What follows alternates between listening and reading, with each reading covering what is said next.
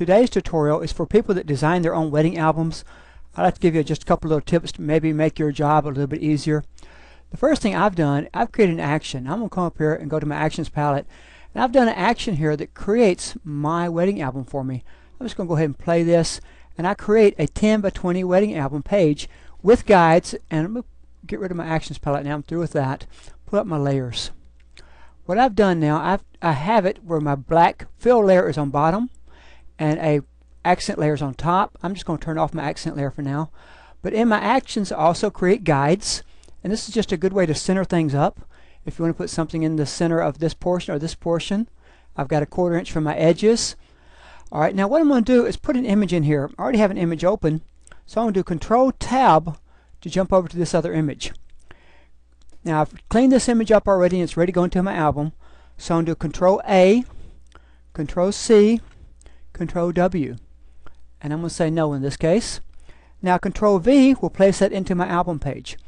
The first thing I like to do before I go any further is convert this into something called a Smart Object.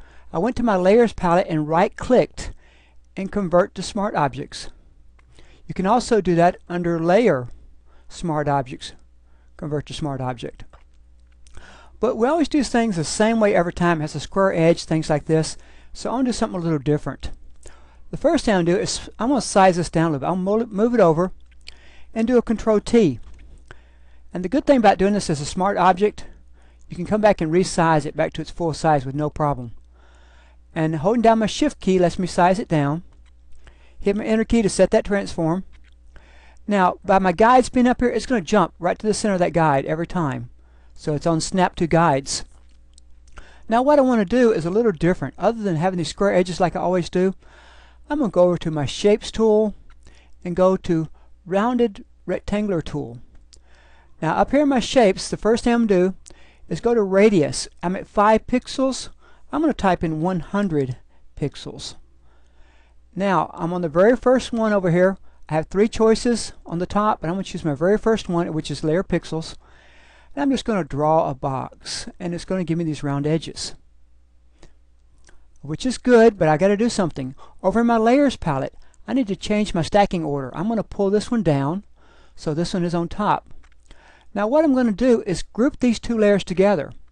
One way to do this is go to Layers and create Clipping Mask. Here's a shortcut. The way I like to use most often is I hold down my Alt key, put my mouse between the 2 lines. I get this funny little emblem here. Click my mouse. And now they're called grouped. One thing I can do now, I can still move around this layer if I want to. Go to my Move tool. I still have the ability to move this around within that. I can also move this layer around. And I can also transform this mask. Go click on the mask in my Shapes layer, do a Control T, and I can transform that mask.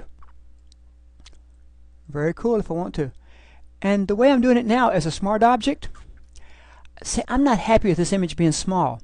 I can click here, and I can do a Control T, and see I'm at 65 here in percent. I can bring it back up, not losing any of my resolution. I need to lock them together so they stay constrained. Hit my Enter key. Now I can go back to this mask, and I can also size that one too to whatever I please. Control T, and now I'm just sizing the mask. And I've done this without destroying any of my pixels. I hope that's a good little tip for working with your albums. Thank you very much.